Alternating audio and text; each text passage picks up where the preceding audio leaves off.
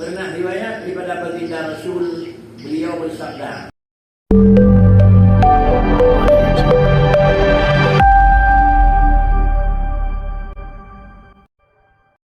"Man dakhala masjidah faqala a'udzu billahil azim wa biwajhihil karim wa sultanihil qadim minasyaitonir rajim qala syaitanu hafadha minni syairil yawm."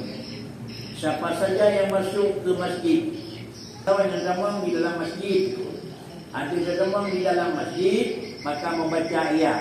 Apa doa yang kita baca?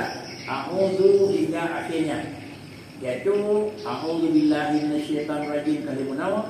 Maka dikira a'udzu billahil azim wa biwajhihil karim wa sultanihil qadim minasyaitonir rajim.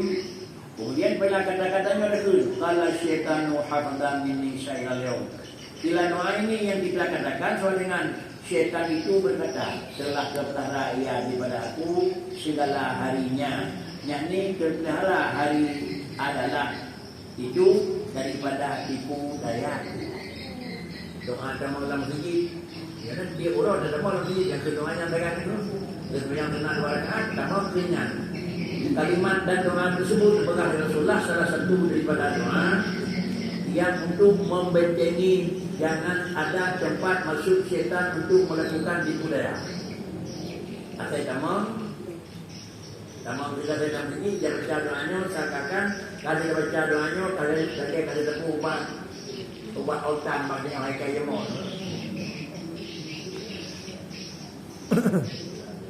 Tak mau kira kan macam ni kalau ni kalau buat lagi mungkin nak malah pada buat ni tak. Ini tu yang kita tak jadi ubat dah. Tapi yakin jadi ubat. Yang dia pasti jadi ubat. Tetapi syarat jadi ubat dia memeliharakan aturan-aturan. Buat orang jadi ubat tetap jadi obat. Tetapi pandang syarat untuk jadi obat. Ubat, nyawa dia ubat, tetapi pandang syarat jadi ubat. Berhubung dengan nyawa dia kenyang hanya ada pandang, maka ubat yang salah. Kalau ubat yang mendang itu, karena reaksi ubat 75%, reaksi obat 25, pandang 75 itu. Menyawa hanya ada pandang, nyawa dengan kalau 50 karena 25 itu tutup dengan itu.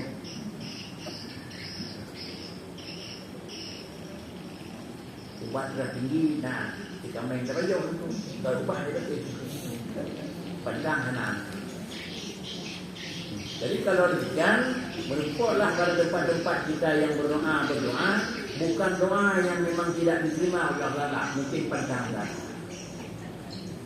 Sesudah kita lakukan doa, sudah masuk di dalam pengobatan, lalu kita sertakan dengan kemudian pandangan. Lalu kemudian pandangan itulah yang memang abadi dia jaga, sehingga adalah obatnya mujarab begitu kan. Doa salah satu daripada doa yang itu dapat iblis itu menjauhkan diri. Lagi sembahyang tanha anil fahsya'i wal munkar. Sembahyang itu tidak daripada buat salah dan tidak daripada buat yang halal itu. Kebanyakan juga yang kerja salah orang pelang salah itu. Lagi-lagi perlu hati dari Quran tersebut. Perlu hati. Karena inna salata tanha anil fahsya'i wal munkar. Kita lihat saja kalimat yang tersusun di dalam huruf Al-Quran. Inna salata. Dia as-salah itu kira-kira lagi nak tulisan oleh al bukan tafsir itu. Kan inna salata. Inna salata. Salatun itu mana sembahyang. As-salatu juga sembahyang itu. Tapi kalau salatun itu saya negara itu. Sembahyang. Sembahyang denyong itu sembahyang denyong itu. Tapi as-salatu itu kalau selagi dengan marifat. Artinya inna salata ay al-muqimina bis salat tanha anil fahsya'i wal munkar. Orang yang betul-betul telah sembahyang tidak jauh berbeuk anak dengan jaga yang betul, nyawa orang yang tak jaga sembahyang dengan minum tetap lagi aturan, nyawa hanya coba maksiat. Tapi menyawa penuh dengan aturan istiqamah hati sembahyang, usah jadi fawaidul lil musallin. Ya kan fawailul lil musallin kena mendengar sembahyang dengan mereka. Ayat lain sembahyang itu tidak kalau buat salah sama dengan ini mumpuk ayat Quran. Kalau memang ayat Quran ini berantakan menunjukkan itu seakan bukan kalam Allah, enggak boleh. Tapi inna salata tanha salatan apa? Al-muqimina bis salat. Sanggup mendirikan hak salat bagaimana sebenarnya menjaga. Lalu salat yang sudah sampai pada posisi ini, salat yang beginilah baru menjaga orang yang salat itu daripada terjadi kecelakaan.